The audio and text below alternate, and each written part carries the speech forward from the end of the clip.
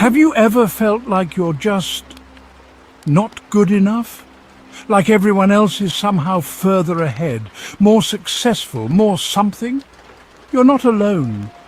We live in a world that constantly throws images of perfection in our faces, making it almost impossible not to compare ourselves. Whether it's the curated feeds on social media, the endless highlight reels of other people's achievements, or even just the nagging voice in your own head that says you're falling behind. Feelings of inferiority are incredibly common. But what if those feelings of inadequacy aren't actually based on reality? What if they're just a myth? Let's take a look at the fascinating world of Adlerian psychology, a school of thought that offers a powerful new way to understand and overcome these feelings.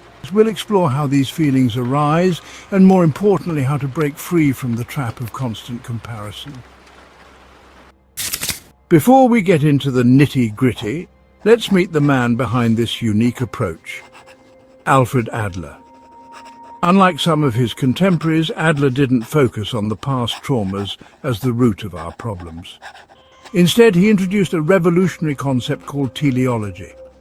See, traditional psychology, or etiology, often looks back at our childhood and past experiences to explain why we are the way we are.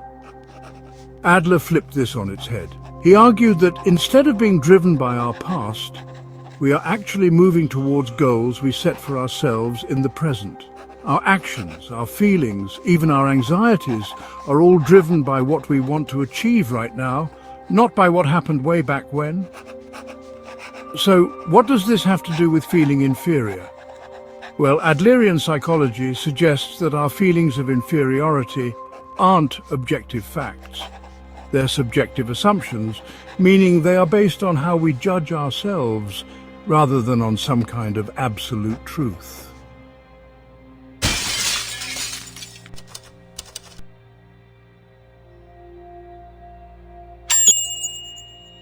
Think about it. What does it even mean to be inferior? Adler proposed that a feeling of inferiority is connected to our personal value judgment of ourselves. It's like a diamond, for example. A diamond is just a rock, but we assign value to it. We decide that it's worth a lot of money and is precious, but objectively, it is just a stone. In the same way, our feelings of inferiority come from how we judge ourselves. It's not an objective truth, it's our own opinion of ourselves. The truth is, everyone is in what Adler called a condition of wanting to improve. This is a normal part of being human. We all strive to be better, whether it's a chef constantly trying to perfect their recipes or an athlete pushing their limits.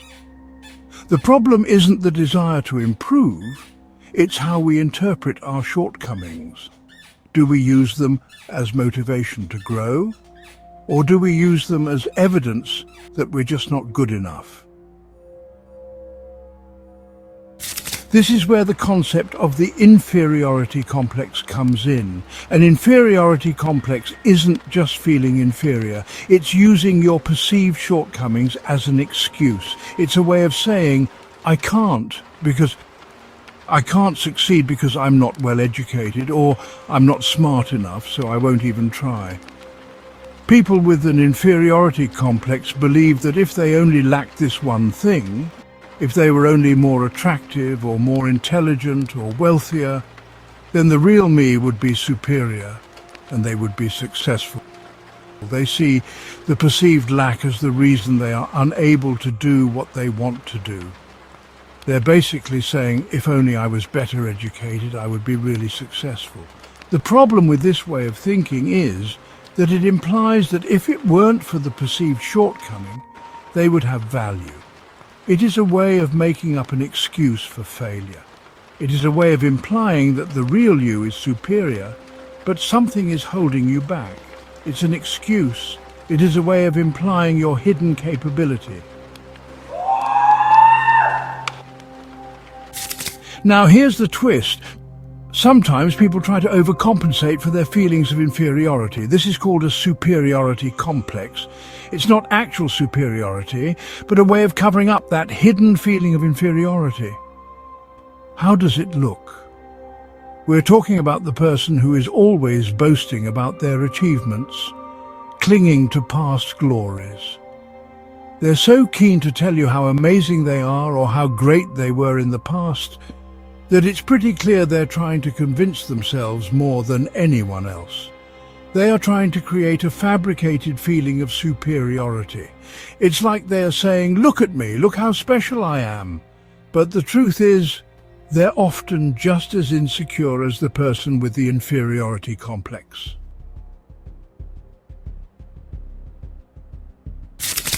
So, why do we get caught in these traps of constantly comparing ourselves? It's because we live in a world that's obsessed with competition. If you believe that your interactions with others are based on competition, then it will be impossible to escape your interpersonal relationship problems. And in every competition, there are winners and losers. When we are constantly comparing ourselves to others, we view them as enemies instead of comrades. And when we view others as enemies, we feel that we're under constant attack. We become obsessed with how others perceive us. And the irony is that even though people are not actually paying attention, we still think we're being judged. It is also important to realize that feeling inferior is something that you choose, and this feeling has a goal. It is important to understand that if we are engaging in comparison, we are choosing to do so. Another concept that Adlerian psychology introduces is the life lie. This is the state of making up pretexts or excuses to avoid life's tasks. It's like a story we tell ourselves to avoid taking responsibility. Instead of acknowledging our own power to change, we blame our environment, our past, other people, anything to avoid responsibility. The life lie is like the student who created the fear of blushing as an excuse not to confess her feelings. We do this all the time. We also use the life lie to avoid interpersonal relationships. We tell ourselves that other people are our enemies, and that's why we can't have healthy relationships. But really, that's just another excuse. The life lie is not a moral failing, it's a lack of courage. Now here's the good news. You are not doomed to live a life of constant comparison. You can choose to live a new lifestyle. Adlerian psychology teaches us that we can change at any time, regardless of the environments we are in. The key is to realize that subjective interpretations can be altered. We do not need to view ourselves as inferior. Instead of focusing on what we lack, we need to focus on striving and growth. This is where our condition of wanting to improve becomes valuable. It's a natural part of being human, and if we can view it in a healthy way, it can lead to great things. There are healthy ways of compensating for shortcomings. We can apply ourselves to our studies or engage in constant training, or we can be diligent in our work. We need to focus on our own progress, not on others. We need to stop living in the realm of possibility and start taking action. You can start now. So how do we break free from this cycle of comparison? The first step is self-acceptance. This isn't about being arrogant or thinking you're perfect. It's about accepting yourself as you are, imperfections and all. It's about not trying to be someone you're not. There's a big difference between self-acceptance and self-affirmation. Self-affirmation is telling yourself, "I can do it," even when you know it's not true. Self-acceptance is about being realistic and honest with yourself.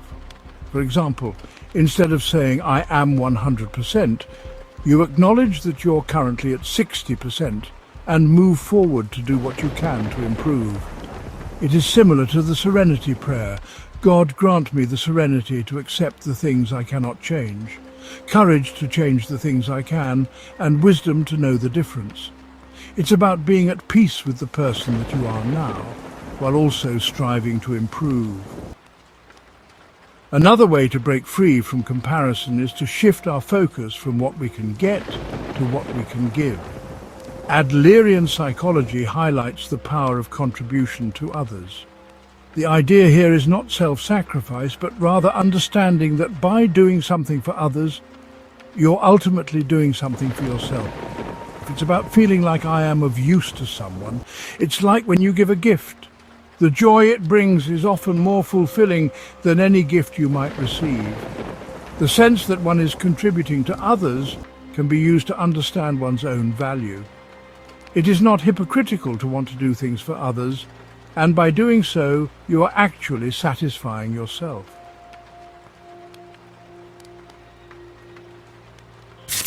So, how can you start applying these ideas to your own life? First, start by recognizing your own patterns of comparison. When do you find yourself falling into the trap of comparing yourself to others?